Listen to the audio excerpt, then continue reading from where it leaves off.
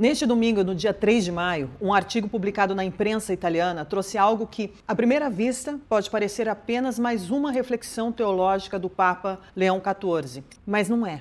O texto, ele antecipa o lançamento de seu novo livro, Eis porque Agostinho, ainda hoje, é necessário para entender a história. E já deixa claro o seu objetivo em resgatar uma forma de interpretar o mundo que foi praticamente abandonada pela modernidade. Ao centro dessa proposta está Santo Agostinho.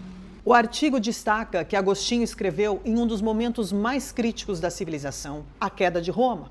Um cenário de colapso, desorientação e perda de sentido, quando muitos acreditavam que tudo havia acabado. Mas Agostinho enxergou algo além. Ele rompe com a leitura superficial de que a história é movida apenas por política, guerras ou economia e propõe uma ideia que até hoje confunde. A história também é espiritual. E é nesse ponto que surge o núcleo da obra mais importante de Santo Agostinho, que é a Cidade de Deus. Um trabalho monumental composto por 22 livros escritos ao longo de anos em resposta direta ao colapso de Roma e às acusações de que o cristianismo teria sido responsável pela queda do Império. Mas Agostinho, ele faz exatamente o oposto. Ele amplia esse horizonte e mostra que o que está em jogo não é apenas um império, mas é o próprio sentido da nossa história.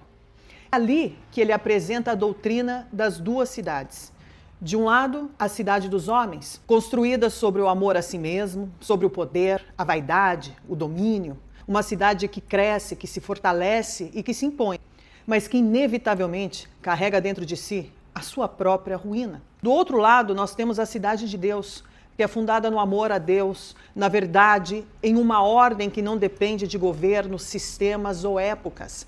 E o ponto mais verdadeiro dessa obra é que essas duas cidades, elas não estão separadas no mundo, elas coexistem, se cruzam na história e, sobretudo, atravessam cada ser humano. E é exatamente essa leitura que o Papa Leão XIV resgata agora. Ao afirmar que Agostinho ainda é essencial para entender a história, ele confronta diretamente a visão moderna que tenta reduzir tudo à ideologia, economia ou disputa de poder. Ele nos obriga a encarar uma realidade que é incômoda para muita gente. Sem a dimensão espiritual, a história se torna incompreensível. Crises deixam de ser políticas, colapsos aí deixam de ser apenas estruturais e passam a revelar algo muito mais profundo, uma desordem que nasce no interior do próprio homem. Ao longo do texto, o próprio Papa Leão XIV faz questão de destacar o papel da Igreja no cenário atual, não como mais um ator inserido na disputa por poder, mas como uma referência capaz de oferecer critérios para interpretar a realidade.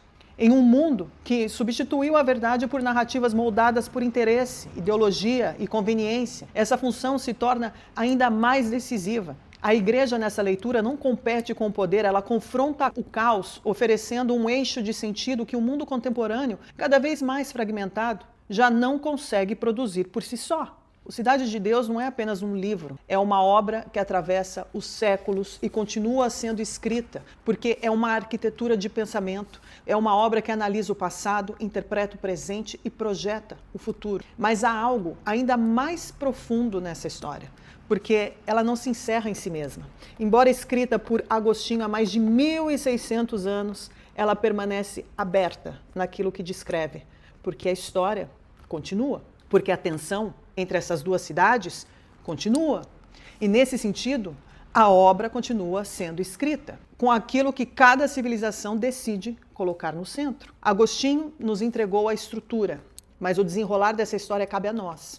Hoje, como naquele tempo, nós estamos entre duas cidades, a cidade de Deus e a cidade dos homens. E elas continuam disputando, não apenas o mundo, mas cada consciência, cada decisão, cada direção que a humanidade toma. E é aqui que a reflexão deixa de ser teórica e passa a ser individual.